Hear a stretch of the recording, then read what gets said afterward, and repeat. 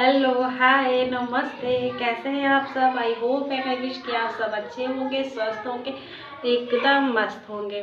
मैं भी हूँ ठीक। और जैसा कि आप लोगों ने अगर मेरा कल का ब्लॉग देखा होगा तो उसमें थोड़ी सी प्रिंसेस की तबीयत ख़राब थी। परसों से ही ख़राब थी, कल थोड़ी सी नॉर्मल सही थी, आज भी सही है। बट हुआ ये है कि रात में फिर बाबू को भी वही प्रॉब्लम स्टार्ट हो गई।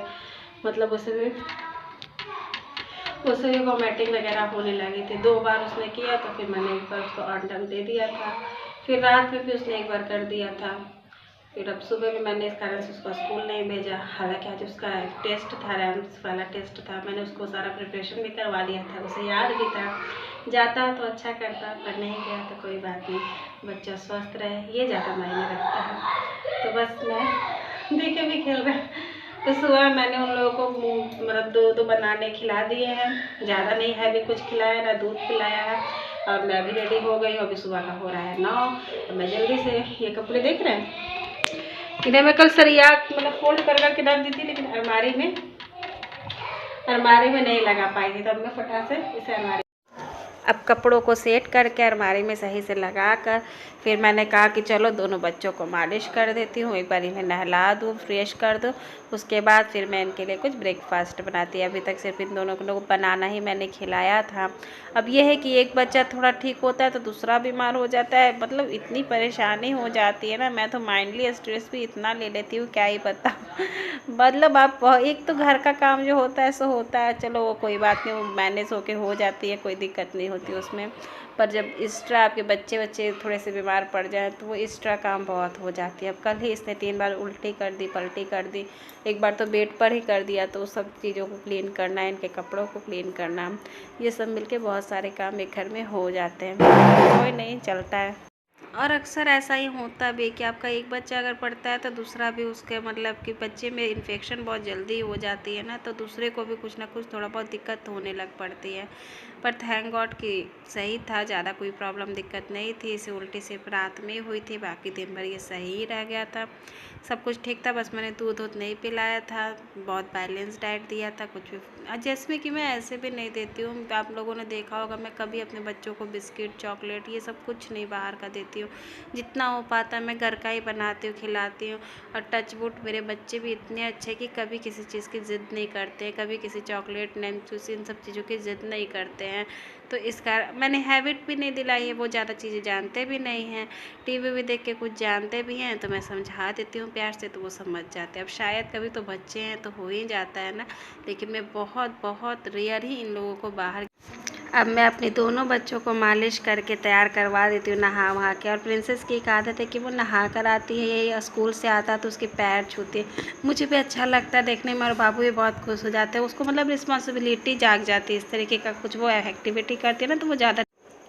अब मैं किचन में आ गई थी बच्चों के लिए दलिया बनाने के लिए। मैं सबसे पहले राई और जीरे का इसमें तड़का डालती हूँ थोड़ा थोड़ा सा।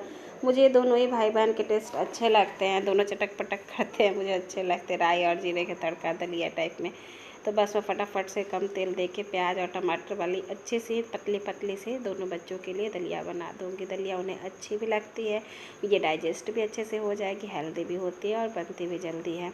तो बस जब प्याज गोल्डन ब्राउन भून गई थी तो फिर मैंने उसमें टमाटर को ऐड कर दिया था। टमाटर को ऐड करने के बाद ही नमक और हल्दी भी डाल दिया था, और बाकी कोई स्पाइसेस नहीं डाले थे। और दलिया मैं इन्हीं के साथ अब भून लूँगी। अगर आप चाहिए तो पहले से भून कर रखें तो ज़्यादा अच्छा रहता है, पर मैं नहीं भून पाई थी तो मैं कही चलो इसी समय मैं इसको अच्छे से भून लेती हूँ। और एक तरफ मैंने कुकर में कटहल अपने बॉयल होने के लिए चढ़ा दिया था, जो कि खाने की भी मुझे तैयारी करनी थी, ये खाने पे आने वाले थे। तो इस कारण से जब दलिया भून गई अच्छे से सब मसाले के साथ तो फिर मैंने इसमें ढेर सारा पानी डाल दिया था। और क्योंकि पानी बहुत ज़्यादा ऑब्जर्व करती है ना, तो खूब सारा पानी डाल दिया था। ये देखिए पतली पतली मैंने बिल्कुल दलिया बच्चों के लिए बनाकर तैयार कर ली थी। ये मैंने थोड़ा सा ज़्यादा बनाया था क्योंकि मैंने भी सुबह से ब्रेकफास्ट नहीं किया था, तो मैं भी कर लूँगी, बाकी बच जाएंगे तो बाद में भी बच्चे खा लेंगे, इसलिए मैंने थोड़ी सी ज़्यादा ही बना ली थी। अभी 10:30 हो रहा था तो मैं अब जल्दी से बच्चों को जाकर खिला लेती हूँ। ये 12:30 बजे की क्लिप है गाइस। मैंने इन्हें भी फ़ोन करके आज जल्दी ही बुला लिया था। क्या है ना कि बच्चों का तबीयत ना सही रहे तो मुझे अकेले बहुत डर सा लगता है। हालांकि दोनों ठीक ही थे, फिर भी मैंने इन्हें आज कहा था कि थोड़ा सा जल्दी आ जाइएगा, इसलिए ये लंच लेकर भी नहीं गए थे। मैं खाने की भी साइड से तैयारी कर रहे थे और बच्चे बहुत खुश हो जाते हैं जब टाइम से पहले उनके डैडी आ जाए ना, तो उन्हें बहुत खुश। अब मैं किचन में आ गई थी बहुत जल्दी और झटपट बनने वाली कटहल की सब्ज़ी बनाने के लिए, जिसके लिए मैंने लहसुन को पहले कढ़ाई में डाला, फिर गरम मसाले जो निकाले थे खड़े खड़े उनको डाला है। अब मैं इसमें प्याज ऐड करूँगी। प्याज हल्का सा भुन जाएगा तो मैं आज बिना टमाटर वाली कटहल की सब्ज़ी बना रही हूँ। हाँ, तेजपत्ता डाला था। जब मेरे प्याज भुन गए थे तो मैंने इसमें रूटीन के मसाले ऐड किए थे, धनिया पाउडर, जीरा पाउडर, काली मिर्च, थोड़े से मिक्स मसाला, हल्दी, नमक। गरम मसाला मैं शुरू में ही तड़के में डाल दी थी और बाकी जब सब्ज़ी उतारती रहूँगी तो भुननी वाली जो होती है उसको भी डाल दूँगी। अब मैं मसाले में थोड़ी देर के लिए कटहल को भून लूँगी। आप चाहिए तो इसी हाल में भी अच्छे से भून करके इसको उतार सकते हैं, लेकिन पर हमें खाने थे चावल के साथ, तो इसके लिए मैं इसमें पानी फिर ऐड करके इसे लगभग 5 मिनट तक और पका लेती हूँ और फिर तब तक मेरी सब्ज़ी तैयार हो जाती है। यहाँ पे मेरी बहुत टेस्टी वाली कटहल की सब्ज़ी बनकर तैयार हो गई थी। देख के ही लग रहा है कितनी टेस्टी। अपने इस वीडियो को मैं यही पे एंड करती हूँ। अगर आप लोगों को अच्छी लगी होगी तो लाइक करें, शेयर करें। मेरे चैनल पर नए हैं तो प्लीज़ सब्सक्राइब करें। तब तक के लिए बाय।